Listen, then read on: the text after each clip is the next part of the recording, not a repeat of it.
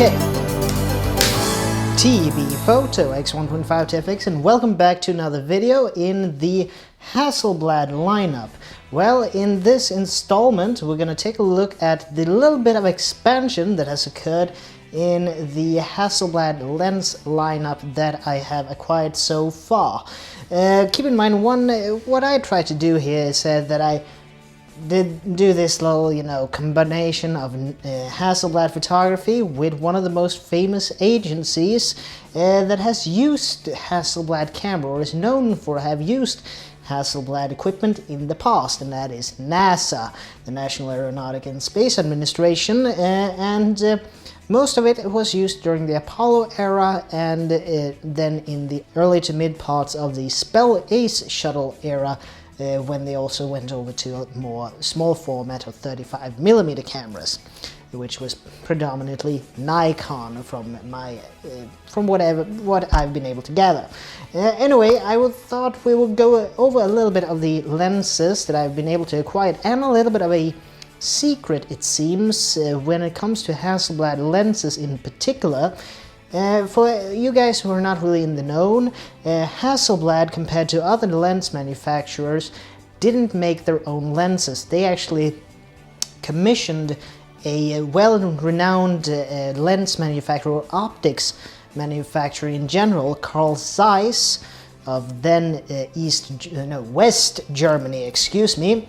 And they basically used Carl Zeiss designed lenses for their entire lineup. So I thought I would just go over the ones that I have now in my possession. There are 6 of them, as you can see on this table, so it becomes a little bit like the rocket park, but we're just going to go through them a little bit and the specs of them. Some of them you have actually seen in earlier installments of mine, but I thought we will just go over them now in a little short manner. Well, I've actually put them here in line of focal length, so the most widest is farthest away from me to the most telefocus that I own currently. Well, let's begin then with the Hasselblad 50mm f4 Distagon, and that lens over there is one of the wider angle ones that Hasselblad makes. It is one of the it's actually the one of 2 lenses that has a built-in filter thread. The other ones use a Hasselblad bayonet fitting for lens filters and so on, but the 50mm and the 500mm are the ones that I own that doesn't use the bayonet fitting, and instead they use threaded adapters like most other lenses out there. But it has a 67mm filter thread. The angle of view of that, the 50mm, is 75 degrees horizontally or diagonally, and 58 degrees horizontally. It has a minimum aperture of f22, and it has 7 lens elements in it. All of these are prime lenses. There are very few, if any, Hasselblad zoom lenses, so all of them are prime lenses, and one of those that are the most wide angle is the Distagon. Next we have one of the most classic ones, the Hasselblad Planar 80mm f2.8 lens, and this is actually both the standard lens when it comes to the medium type of aspect ratio 6x6 that Hasselblad uses, and most 120 roll film. 80mm seems to be widely regarded as the normal or standard lens for this medium. So yeah, actually this lens has an angle of view of 52 degrees. It has a minimum aperture again of f22, and it is a 7-element lens design. Let's see here now. Oh, actually, now we're gonna go in a little in a obscure order here. Let's see if I can find the right one. Oh, yes. Next we have one of my newest acquisitions, actually. It's the Hasselblad S-Planar 120mm f/6. And why did I get this lens? Well, it's for a fairly specific reason. This is Hasselblad's closest focusable lens for the V system. Keep in mind also, I have two V series cameras, a 500 CM and a 500 ELM. The little bit of a drawback there is that the 500 CM can be used with a bellows focusing system for extreme close-up macro level photography. But the 500 ELM, because of the added motor winder, you're not able to put the bellows focusing system on that particular camera body. But you can use extension rings, and you can use this one, which is a Hasselblad close-up focusing lens that is able to do reproduction of from 1:10 to 1:2. So yeah, that means that either you can go from basically in close focus with this lens, the 120mm, you can go from 1/10 actual size to 1/2 actual size. It has an angle of view of 36 degrees, which made this also a good lens for reproduction work, as according to the Hasselblad brochures that I've been able to find. This has a little bit of a bigger, smaller minimum aperture of f/45. It is a 6-element lens design, and it has a minimum focus distance of 95 centimeters, which is basically 5 centimeters more, and you basically have a meter.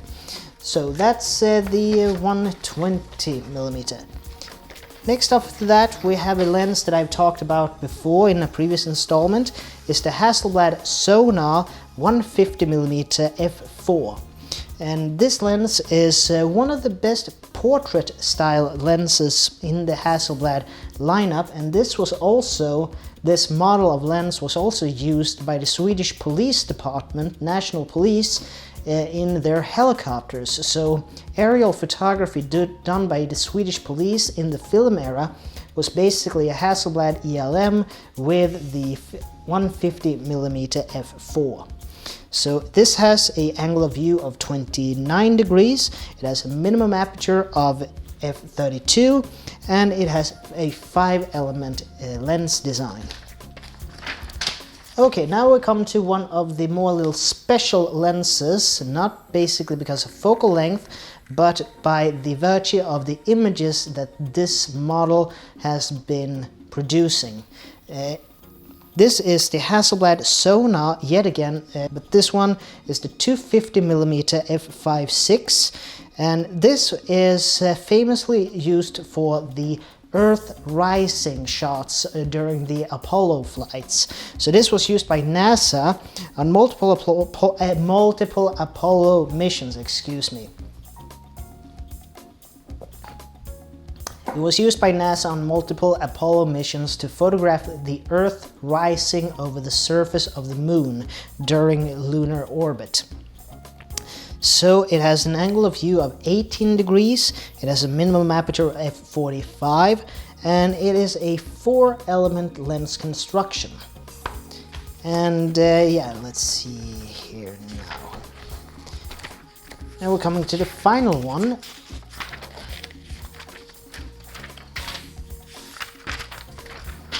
The Hasselblad Tele-Tessar 500mm f8. This is basically the longest focal length that Hasselblad ever made for the V series of lenses. If you are in the know out there in YouTube land, please put it in the comment section below, and it would be interesting to know. But anyway, this one has an angle of view of 9 degrees and minimum aperture of 64, f64. It has a 5-element lens design and a minimum focus distance of 8.5 meters. So this is not a close-up lens by any stretch of the imagination. But why did I get this one? Well, first of all, what I would like to say is I never ever buy any of these. I've never bought any lens in Hasselblad or any other medium in photography, however, when I haven't known, I've gotten a really good deal. And here's the little bit of the secret that I would like to share with you. As you can see, all of these, with a possible exception for the Tele-Tessar, all of these are the Black Label style of Hasselblad lenses. And these are a little bit of the forgotten lens lineup. The ones that know about Hasselblad lenses, I would say these are the ones that most connoisseurs try to get their hands on. Why is that? Well, there is the C line, which these are technically a part of. You have the original C line, which is basically just Hasselblad, called Hasselblad C, which stands for compound shutter or central shutter, which is that all of these have a lens shutter built in. So there's no shutter in the camera body, so there's no focal plane shutter, there is a central shutter. Then you have the CF line of lenses, and you have the F line of lenses. That means that F stands for focal plane shutter. So there are actually a couple of Hasselblad camera body models that do have in-body shutters. That means that they will be able to have a higher maximum shutter speed, but the caveat is that a central shutter, like there is in all of these lenses, they will have flash sync at every shutter speed, from bulb mode basically up to 1/500th of a second. So that's a little bit of the caveat there. But this is kind of the in-between phase. These ones have basically the same optical design as the CF line lenses. They have the body construction of the older C line lenses, but all of these, with the exception of the 500 Tele-Tessar, all of these are the Carl Zeiss T-Star line of lenses. And that's what makes the Black Label series of lenses a little bit special, and the ones, in my opinion, you could aim for, because they're not priced any higher than the normal C lenses, but compared to the C lenses, these ones have the nanocrystalline coating called T-Star. And as a footnote to that, to how good the T-Star line has been, these are basically late 60s, early 70s to lens designs. And my Sony video camera that is actually filming me right now has actually a Carl Zeiss designed lens in it, and it has the T-Star coating as well. So it is a coating that has served Carl Zeiss and all of its camera brands that they work with fairly great actually for the past several decades. So some of these lenses are basically pushing 50 and they are brilliant still in the way they are performing. They're all very low distortion, very low vignetting, with the possible exception of the 50mm that is known to have some serious vignetting. At least my example has it. And there is a video, I will put the link in the description and you will be able to see it.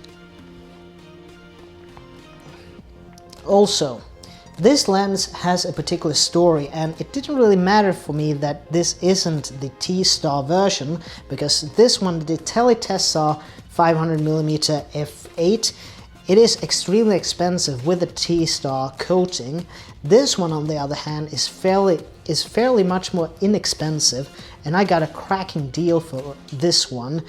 And the reason I got this is because this model of lens and the non-T-Star version as well was used during Apollo 17.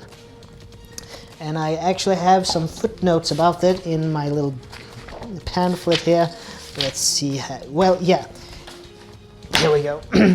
The 500 Tele-Tessar was actually used in a modified version by the Apollo 17 crew, and that was basically Commander Eugene Cernan, Eugene Gene Cernan, former US Navy pilot. He died unfortunately in 2017, and he used it together during the Apollo 17 mission together with Harrison Jack Schmitt, who is one of the only he's the only civilian to my knowledge that has walked the surface of the moon, while all other Apollo astronauts up to Jack Schmitt, they were all former US Navy, Marine Corps, or Air Force. But Jack Schmitt was a civilian, he was a geologist, so he was the first civilian to have walked on the moon as a scientist. So that's a little bit of the interesting fact and the interesting part with this lens, that this type of lens was used during the Apollo 17 mission, which was also, I believe, the final Apollo mission to the moon. So that's a little bit of the caveat why I want it, because I think it's both a brilliant piece of glass for Hasselblad photography in general, but also that it has a connection to the Apollo missions, which I think is kind of interesting. And for you eagle-eye viewers as well, you have in the back here the little book of the day, which is Christer Fuglesang, The Human in Space from Sputnik to Mars. And for you guys who doesn't know, Christer Fuglesang was basically the first Swedish Euronaut in space. And I've actually even had the pleasure of listening to one of his lectures when I went to the University of Gävle. So yeah, that's a little bit of a caveat there in the end as well. So I think this is all for me for now, and this will be the little Black Label Rocket Park style introduction to my Hasselblad lens lineup as of now. And now I would like to ask the question to you, dear viewers. Are you into Hasselblad photography? What lenses do you use? What do you which do you recommend? And which might you not recommend? And what type of accessories and so on have you had the most use of in your photographic journey with Hasselblad gear? Well, I think that will be all for me from now on, and as always, this is Tobias Bergström from T.B.Photo X1.5 to FX. I'd like to see you guys in the next video, and as always, please like, share, comment and subscribe, and I'll see you in the next video. So take care from now on. Bye.